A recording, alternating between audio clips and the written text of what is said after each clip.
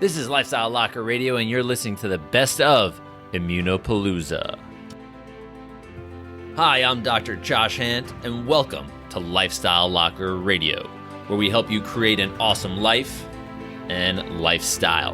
From nutrition to fitness, mindfulness to peak performance, and relationships to money mindset, we bring you on an amazing journey to help you unleash your human potential.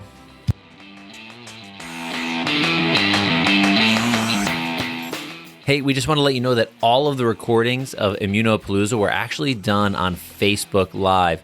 So what we're doing is compiling all of them into one place where you can actually listen to all of them. We've put together our favorite ones, which were voted on by our guests and all the comments that came in. So I hope you enjoy these, and definitely check the show notes because there will eventually be a link for you to actually get all of the videos and have access to them. All right, y'all, enjoy the show. Hey everyone, we are live at Immunopalooza. We have a great guest today, Dr. Andrea Nazarenko. She's known as the microbiome queen, and if you know anything about a microbiome, and if you don't, you're going to learn a bunch. We're going to talk about your gut today. So welcome, Andrea. Thank you. I'm really excited to be on today. I've been like a fan of this Immunopalooza. It's rare that immunity sounds so much fun. Yeah, you know, we have to make things fun nowadays with all the stress and anxiety and fear that's running rampant through society. Bringing some light to the darkness, bringing some optimism to the pessimism is my goal and my target, so we can reach lots of people around the world. So why don't you give everybody a little bit of like your personal bio of like what you do, why you do what you do? Sure. So I am a research psychologist, which is probably not what you were expecting to hear when when you said Dr. Andrea Nazarenko. My husband is a chiropractor and functional medicine practitioner, and we co-own the largest family wellness center in our state. And you're probably like, what does the microbiome queen have to do with any of that? Well, years ago, many, many years ago, I suffered my own problems with my health where I couldn't eat. I was in a lot of pain. I was suffering every day. And I learned at a really young age that if I wanted to be healthy and have my old life back, that I really had to take my health into my own hands. And so personally, I struggled with gut health issues, and I did it in private. I did it quietly because I didn't want other people to think I was crazy and wacky and all of these things that the, mainstream makes you think when you're interested in actual true health.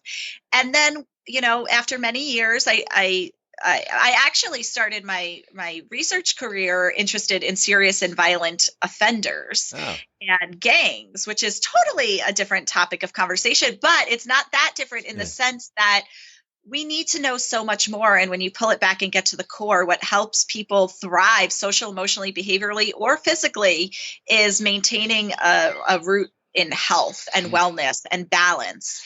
And so one of the things I learned was how there's this humongous gap between research and practice. The things that we are practicing in medicine or education or any field today was discovered in research 17 years ago, which is an amazing gap. Like, that's crazy that it takes 17 years for a scientific finding to find its way to mainstream practice. And so when Eric, my husband, Dr. Eric, and I opened up our wellness center, we looked around and we're like, oh my goodness, there's so many families suffering exactly like I was. And that's when I stopped being quiet about it and started being loud. And so we wrote a #1 international best-selling book on gut health. And it's all based on scientific evidence. And our goal is to really synthesize and translate all of that evidence that's out there so people could start achieving health on their own based on what we know now, not what we know now and then do it in 17 years. We want people to feel well now and to achieve health now without feeling fearful, because, the fun factor of the Immunopalooza is very true, but it's also very, it's a sad state when people are so afraid of their health. And if we just knew how easy it was to be healthy, I think people would be a lot less fearful. So that's what I'm about. That's what I'm committed to, is just letting people see that they are so empowered to take their health into their own hands, just like I did when I was 22 years old. Yeah, and it's interesting that you say 17 years, because if we look at, science and research, like, oh, this is new in the research, and it's like, well, really? Like this is Right. 17 could possibly be 17 17, years old. 17 years between something coming out as a valid scientific finding and being implemented as a standard of care in medical practice. Yeah. So that's interesting. And, with this whole crisis that's going on, this pandemic, if you will, we see that, in talking to people that deal with people's minds, but also their gut at this point, but people deal with people's minds, understand that the physiology, like our insides change when our heads change. Yep. Right. It's so true. So with all this fear, let's just talk on that for a second. With all of this fear and anxiety and worry and, self-isolation, which I tend to call, home jail, like we're being put in jail here. Right. What are some of like the mental and then ultimately physical outcomes? Since I know you worked with people in this state before and like with bars in front of them, not like I am in right now where you're at home. But what are some of the things that can happen psychologically and then physically inside? It's true. I mean, we're social creatures. We are social animals. We're social beings. And part of the challenge with flattening the curve and social isolation is it has to be a temporary solution. This can't be our approach to solving this problem because there's always going to be another virus. There's always going to be another threatening thing. Hopefully not as bad as this, but chances are likely, another one's going to come, and we can't just keep socially isolating ourselves. We thrive off of community. We thrive off of connections and relationships. And when you take that away, your entire body becomes stressed. Chiropractors, who are the true healthcare professionals out there who really understand the body, chiropractic has saved my life so many times over. You talk about social, emotional, physical stress. Well, when we start socially isolating ourselves, that's a major emotional stress. We rid ourselves of our support system. And even if we could connect on Zoom or through technology, it's not the same, right? And then even when you do see somebody, you can't give them a hug. You have to stand 6 feet apart from them, and you become fearful of other people. So right now, we're in South Carolina, and the pollen is like crazy right now. So I took my kids out and we were driving around on the golf cart, and we see a neighbor, and we're like, 7 feet distance from them. And my son sneezes from the pollen. They ran from us like we had the plague, right? Like it was like, and I'm like, no, I promise you, he's not even sick. It's just the pollen. Yeah. But we become fearful of other people. And that takes a role on our psyche and our well-being, because we are not designed to be fearful of our own neighbors and friends. We're designed to be a community and to be a society. And so, the more we socially isolate, the more we're just going to find, mental health deteriorating, especially when you add to that the stress of the economy, the fear of the virus itself. We're compounding things. And I'm not saying that in order to flatten the curve right now, we shouldn't be doing that. I'm not making that claim because I don't know an answer. I don't know a better way to do it. However, it's better be a temporary solution, because we're going to see the impacts in the long term if it's not on overall health and wellness. Yeah, and like just even talking about community, if we look at history and the way things and we'll say conditions and diseases and all things spread that can spread. Whatever, whether it be the flu or whether it be a virus, whatever it may be, right? When it goes through a community and our body innately builds its immunity, we have the best fighting chance for a lifetime. Like for instance, like with measles, natural immunity is the best immunity. And that's just a scientific fact. So like with this fear and hiding, it almost gives a virus or a problem a breeding ground that makes us weaker and them stronger. If that makes sense. It's true. And it creates a belief. And in health psychology, one of these big tenets is self-efficacy. So it's this belief that if you believe that you could lose weight, you will be more motivated to exercise and diet because you believe that you are in control of doing that. You can make it happen, right? Self-efficacy. And there's a lot of interventions when it comes to like community-based health that focus on simply getting people to believe they can do it. And because once you believe you can do it, then it's easier to be motivated to do it. Well, what our fear of this viruses has created is this belief that our bodies are not designed to handle it, that we are weak, that we are vulnerable. And it's just not true. In fact, our microbiome, which is this entire ecosystem of bacteria, viruses, parasites, archaea, all these different microorganisms there's trillions of them, and it lives within our gut, specifically our intestinal lining. And we need these bacteria and viruses to survive. So when we say something like this virus will kill me, this virus is bad, this virus is pathogenic, it's like, well, what does that mean? Because health is not, we have become accustomed to believe that health means getting rid of all the pathogens in our environment. It means getting rid of all these bad bacteria, these bad viruses. But really what research shows is that health is achieving a balance between your good bacteria in your gut and your bad bacteria. And so if you could achieve that balance so that, let me give you an analogy. So if you're in the Olympics and you're running a race, you don't want to practice against your little baby brother who is just learning to walk, and you'll win every time, or you'll run on your own because then you'll definitely win.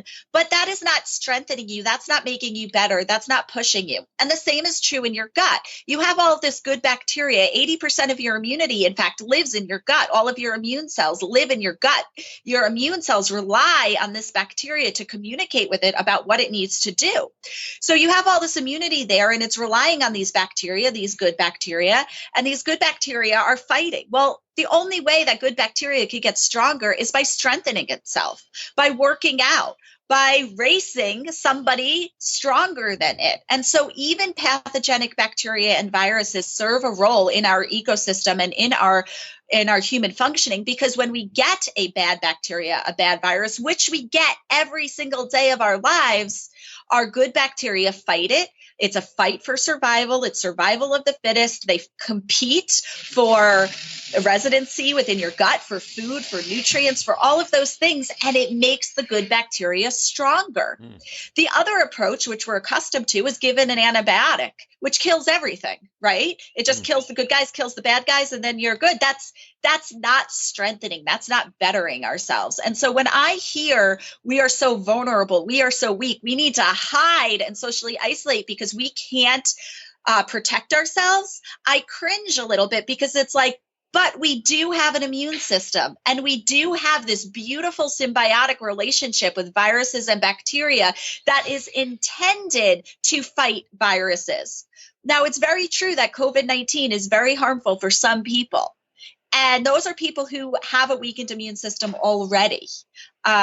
But for the general public, for the general person, we are not that vulnerable. And you could become less vulnerable by boosting your immunity, by being gut happy, by focusing on the microbiome, because the more we strengthen those good bacteria, the less of a threat that viruses like COVID-19 present to us. Yeah. So I like the running analogy because I'm a runner. And I think this is really neat for everybody to pay attention to. So by with having these different bacteria, viruses, things that are inside us all the time, there are ways that we can get stronger. And I know you're going to talk about some of those simple ways, because I love having, our audience together go, these are great action steps. I can do this, this, and this, and I can have a more positive outcome versus the fear, the anxiety, and we know, I mean, you probably know more than most people, that when people are under stress, I mean, stress eating, like the foods, I've had patients tell me, and I've been like, come on, you know better. They said, oh my God, the first, 10 days I gained 10 pounds. I go,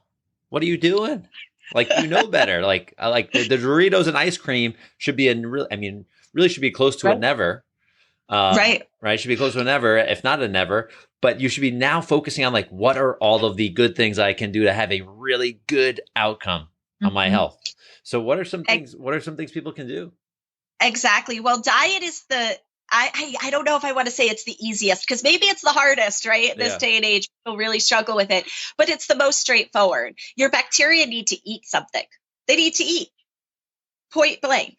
So when you have when you have a focus on eating to make your gut happy, well, then you have control, right? Going back to the self-efficacy idea, I could control what I put in my mouth. And what I put in my mouth is feeding not just me, but the bacteria in my gut. And it's strengthening, it's feeding all of these little soldiers I've got fighting for me. And so we focus on simple. It's really simple. I know there's a lot of diets out there and they have a lot of rules and many of them are good and some of them are not that good, but we focus on simplicity, right? Ask yourself when you sit down to eat, was the food on your plate and all of the ingredients, not just some of them, was it once alive or was it grown in a lab? And if the answer is it was once alive, eat it. And if the answer is some of it was alive, but most of it was just manufactured, just don't even put it in your mouth because it's not food. Not food does not feed your bacteria. We can fool our eyes all we want. We cannot fool these other microorganisms in our gut. And when you look at things like, it's really interesting. When you look at sugar is always attributed as the bad guy. And I'm not advocating you eat a whole lot of sugar. I'll put that preface out there. But when you look at the way that your bacteria in your gut responds to sugar versus artificial sweeteners, it's the total opposite reaction. That your bacteria are pushing away artificial sweeteners because they know that it's fake, that it's junk. Now, sugar is certainly not good for you either, and you should avoid that, but at least it's real. Like, go for the honey, go for the molasses, right? But eat real food, actual real food. If it's not from go to the grocery store and go in the outside aisles, go to the produce sections, the meat sections, things that expire. Eat those foods. Don't eat the processed stuff in the middle because it's more than weight gain. It's about feeding your bacteria. And, it's at the most basic level, the best way you could stay healthy is by eating real food. Yeah. And I love that you say, you just mentioned artificial sweetener, just as we know, and I'm going to call it a chemical, even though everything is made of chemicals, so to say, but right. Those artificial or synthetic chemicals are bacteria know better than we do. Right. Which is crazy. And that's important to think, like, are you smarter than a bug? Are we smarter than a bug? Smarter than the germs that live inside of you? And I think that's a very powerful thing to think about because that's where the psychology of food comes into this as well. And I can tell you, like, this has been going for however long right now, weeks at this point. I don't love being home all the time. I love being in my practice and helping people, which we're doing a little less now than we were before just because of the nature of the situation. But that being said, we're every single meal, and I probably eat 2 meals a day, but every single meal in the past 3 weeks has been homemade, has been fresh. It's something that expires, right? Like it's all of these foods. And I noticed, I feel absolutely phenomenal. Like really good. I'm like, okay, my running speed is, and I said this to, you may not know, Dr. Jason Richardson, as an athlete. And I was saying, listen, like with all of the stuff that's been going on, and I'm running and my distance paces has changed over a minute a mile better, which is insane. Like never since I've been running the past 3 years has this ever happened before. And it's like, wait, hold on. Did it take like me just to really dial in my nutrients and my sleep? That now I'm like, I feel like I'm becoming like a super runner, like for me, not for the racer, right? The good guy, but it's crazy. It's really true. And, I'm guilty, just like the next person, of eating out often. We're busy, we're working full time, we have full-time families, and it's often easy to eat out. Now we always eat at healthier places, but it's still eating out. And this, people always say, I don't have time to meal prep. I don't have time to cook dinner for my family. And beyond physical health, just sitting down at the dinner table and eating dinner as a family is so important for youth outcomes, behavioral, emotionally, socially, and long-term relationships. I mean, the research is clear on that. And so the silver lining of all of this is that it gives us, like, I have time to cook dinner every single night. And I engage my kids in cooking dinner with me. Now, sometimes that causes a little bit of emotional stress, but they're having fun doing it. And we really promote, again, we're really big promoters of simplicity when it comes to eating. So eat the rainbow. So I try to find as many different colors as I possibly could, because the color pigment in foods, especially vegetables, that's where a lot of the nutrients live, right? That's where that is what gives a lot of the nutritional profile. So like red foods will have very similar nutritional profiles, more similar than like orange foods and yellow foods. So if you could focus on eating a food from a particular, like be diverse in the colors of food you're eating. If you sit down and your whole plate is white, choose something else, like eat a bunch of different colors, eat the rainbow. So I engage my kids in that, right? This is a great way to teach your kids long-term immune health, long-term health, because it becomes fun. Hey guys, what red food should we put on our plate? What yellow, what orange, what green?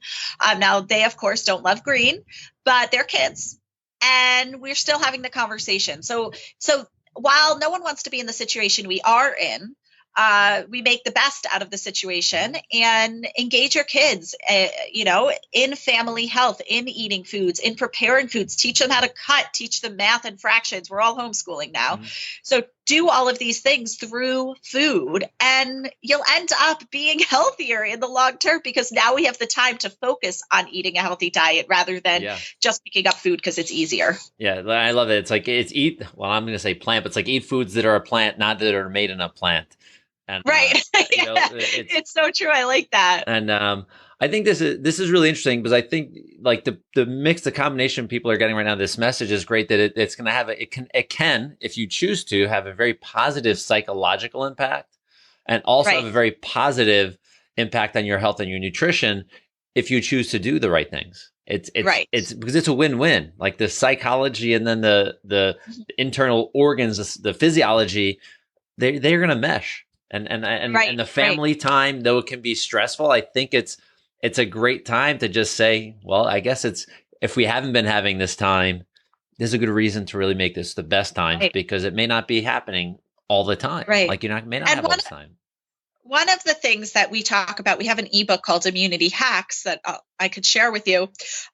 One of the things we talk about is that it is largely about food. Our immune health is largely about food. You can't eat McDonald's every day and expect not to get sick. I mean, that's just the basics of it. You just can't. We have to give our body fuel if we want our bodies to run. I mean, point blank. But it's not everything. And, even when, and this, I'm big on silver linings, this current crisis we're in right now, it gives us an opportunity and challenges us to intentionally find joy in our life. Because oftentimes we run around distracted, we run around busy, we run around and we hope that some joy passes us by and we laugh at that moment. But if you truly want to have well-being, if you truly want to have strong immunity, it's not even just about the bacteria in your stomach. It's about living a life that is fulfilled and content and healthy, because health really is holistic. And so intentionally finding moments of joy during your day is important. If you sit and you're miserable and you're upset and you're stressed and you are, filled with negativity, even if you eat an apple and an orange and a banana and a blueberry and a grapefruit, a eggplant, you eat the rainbow, you're still going to have a weakened immune system because you are not living life fully. And emotional health is important too. Emotional health and mental health play a role in our physical health, in our immunity, right? There's a relationship between our mental health, our emotional health, and our physical health. And part of physical health is immunity. And so, spending time each day to really think through what brings you joy, what lights you up, ridding yourself of toxicities in your environment. We talked about toxicities with food. There's also toxicities with personal care products, with the cleansers you're using, with all of that stuff. But there's also toxicities with relationships and people. Make sure that you are surrounding yourself with health.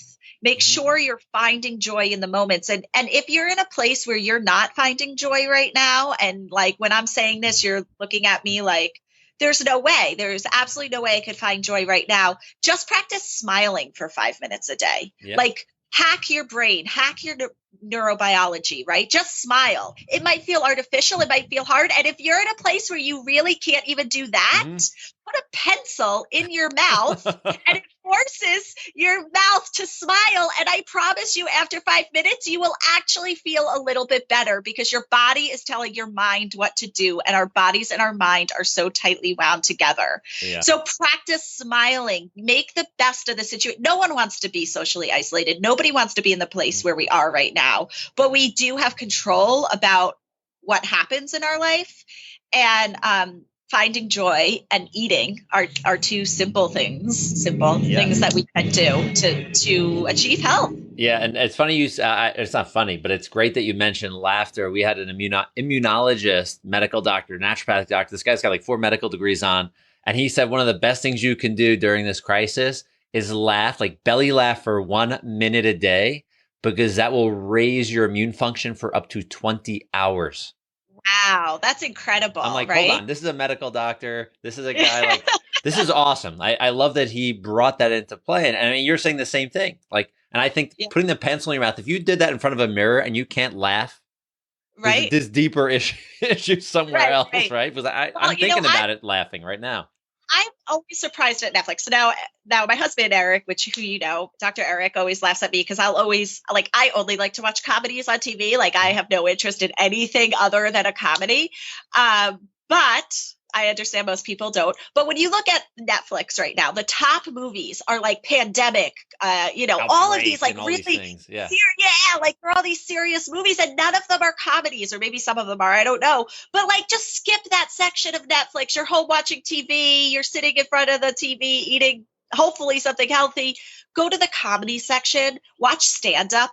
Laugh a little bit, like reverse the emotion. Instead of deepening the emotions of anger and stress and worry, don't elevate those emotions. Elevate the emotions of happiness and joy. Yeah, I agree. I think that it's such a great tool, because if you can learn to laugh on a regular basis, you start eating the right foods. If you can laugh with another person, a family member, and like both be in that moment, it's just going to start to create some more laughter. Just think immune boosting, the food, the laughter, the relationship boosting ability. It comes full circle. And now is the time. Now is such the time to do this, because we have the time. Lost our excuses. We've lost our excuse of I don't have time. I don't have energy. If you don't now, it's because it's not a priority, because you're sitting home. So eat something healthy or, put a pencil in your mouth. Yeah. Put a pencil in your mouth and smile. Well, sideways in your mouth. So like, it forces the sides of your mouth up and it feels different. Try it. You think I'm crazy, but try it. So this is awesome. And I love that you're sitting outside doing this. I'm jealous of your warmer weather than we have here in the Northeast. We're getting close. We're getting so close to the warm weather. It doesn't stop me from being outdoors. But for those of you that have the opportunity, that are in warmer climates, like this is the time. Like spend a morning. If you're a coffee or a tea drinker, have your coffee and tea outside. Meditate outside. Get outside with your kids if you have kids and play. Because that's like vitamin N. Vitamin nature is awesome. It helps everything from your neurology to every single cell in your body from being outside. So, Dr. Andrea, this is awesome. I'm so grateful that you were able to come and play with us here on Immunopalooza. Thank you so much. I have fun on your Immunopalooza. Yeah, what a blast! It's a journey, and I don't know when it's going to stop. At this point, we keep getting people that want to share, and I'm grateful to be the platform for people to share their message on keeping people healthier longer, right? Especially when we have the time now to start paying attention to our health. So thank you. And everybody that's watching, comment, like, share, and hook up and meet up with Dr. Andrea here. She's got some great stuff. Her book is awesome. What is it? Foods That Hurt? When Food Hurts. When Food Hurts. That's right. I apologize. Yep. Find it on Amazon. No, that's fine. I know the nails. I'm thinking of the nails. The nails on the book cover. Yeah. Right? And if you have, Dr. Andrea, like that link you want to share for the ebook, you can just drop it in the comments, and that would be awesome. So people can go ahead and get some good reading in, so they can feed their brain at the same time. Sounds great. Thank you so much. Hey, I hope you enjoyed that episode of Immunopalooza today here on Lifestyle Locker Radio. Make sure you scroll down, check out our guests' information, connect with them. Also, make sure you do head over to Lifestyle Locker Radio and click the tab that says book, and you can get a free ebook called Inside the Locker. It's my gift to you. Also, if you're enjoying what you're hearing, you know what you can do. The best thing, and I'm just going to ask, is head over to iTunes and give us that great 5-star review. Only if you want to do it, of course. We would greatly appreciate it. Our guests would appreciate it because it helps us connect to more people like you. So wherever and whenever you're listening to this, have a great day, evening, or night, and we'll see you soon. Bye-bye.